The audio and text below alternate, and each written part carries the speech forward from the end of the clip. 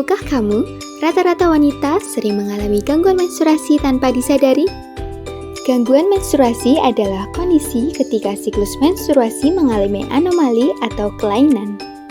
Gangguan menstruasi yang sering dialami oleh sebagian besar wanita bisa berupa perdarahan menstruasi yang terlalu banyak atau hipermenore, terlalu sedikit atau hipomenore, siklus menstruasi yang tidak beraturan seperti polimenore dan oligomenore, dan bahkan tidak menstruasi sama sekali atau amenore, serta rasa nyeri saat menstruasi yang disebut dengan dysmenore. Hal ini dapat terjadi karena ketidakseimbangan hormon-hormon yang mengatur menstruasi. Namun dapat juga disebabkan oleh kondisi medis lainnya seperti umur atau sudah memasuki masa menopause, kehamilan, masa laktasi atau masa menyusui, kelainan kongenital, gangguan sistem hormonal, masalah kesuburan pada rahim, terdapat tumor di alat kelamin, terdapat penyakit menahun, ketidakstabilan emosi, gangguan gizi, dan gangguan metabolisme.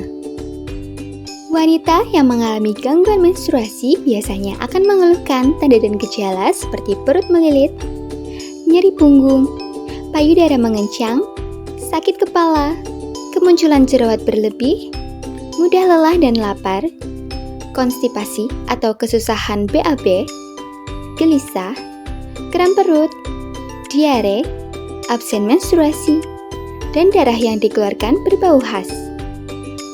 Dampak dari gangguan menstruasi dapat menimbulkan berbagai masalah. Antara lain, akan mulai mengalami gangguan psikologi seperti perubahan mood yang sangat cepat, kurang berkomunikasi dan berinteraksi dengan orang sekitarnya, dan timbulnya rasa malas dalam diri untuk beraktivitas. Menstruasi normal itu adalah perdarahan siklik yang datang rutin 1 kali sebulan pada wanita usia reproduksi, atau 15-45 tahun. Siklus menstruasi yang normal dapat kita hitung dari hari pertama menstruasi ke hari pertama menstruasi berikutnya. Contohnya, jika menstruasi pertama jatuhnya pada tanggal 1 Oktober, menstruasi berikutnya jatuh pada tanggal 25 Oktober, maka dapat dinyatakan siklus menstruasi tersebut yaitu 25 hari. Siklus yang dianggap normal yaitu paling pendek 21 hari dan paling panjang 35 hari. Apabila siklus menstruasi masih berada dalam range tersebut, maka masih dianggap normal. Jika kurang dari 21 hari, maka terdapat gangguan menstruasi yaitu polimenore, yang artinya siklus lebih pendek dari normal atau kurang dari 21 hari. Sedangkan jika siklus menstruasi lebih panjang dari normal, yaitu lebih dari 35 hari dengan perdarahan yang lebih sedikit, gangguan menstruasi ini dinamakan dengan oligomenore. Ada pula amenore, yaitu tidak adanya menstruasi selama minimal 3 bulan berturut-turut. Pada amenore primer, yaitu seorang perempuan yang berumur 18 tahun atau lebih yang tidak pernah menstruasi. Sedangkan amenore sekunder, yaitu seseorang yang pernah mendapatkan menstruasi, tetapi kemudian tidak mendapatkan menstruasi kembali. Lalu, apa saja hal yang dapat menjadi gangguan menstruasi? Yang dapat menjadi gangguan menstruasi adalah jumlah darahnya. Jumlah darah menstruasi rata-rata sekitar 20 hingga 60 cc.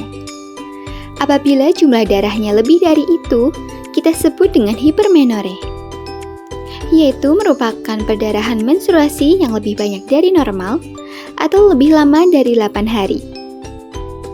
Lalu terdapat hipomenore yang merupakan perdarahan menstruasi yang lebih pendek atau lebih sedikit dari normal.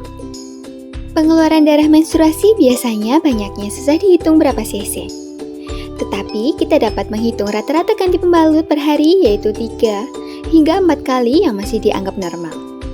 Bila terdapat gangguan menstruasi, maka dapat terjadi pengeluaran darah yang banyak, yaitu bisa ditandai dengan ganti pembalut 7 hingga 8 kali per hari. Gangguan lain seperti dysmenore, yang artinya adalah gangguan menstruasi berupa nyeri saat menstruasi, yang umumnya berupa kram dan terpusat di bagian perut bawah. Rasa kram disertai dengan nyeri punggung bawah, mual muntah, sakit kepala, atau diare. Dysmenorrhea dibagi menjadi dua jenis, antara lain dysmenorrhea primer dan dysmenorrhea sekunder. Dysmenorrhea primer merupakan nyeri yang berasal dari kontraksi rahim tanpa adanya kelainan.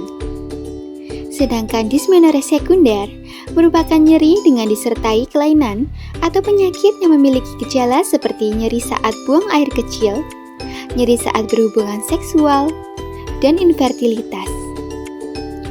Gangguan menstruasi dapat dilakukan pencegahan. Di antaranya yaitu 1. Menyeimbangkan hormon tubuh dengan nutrisi.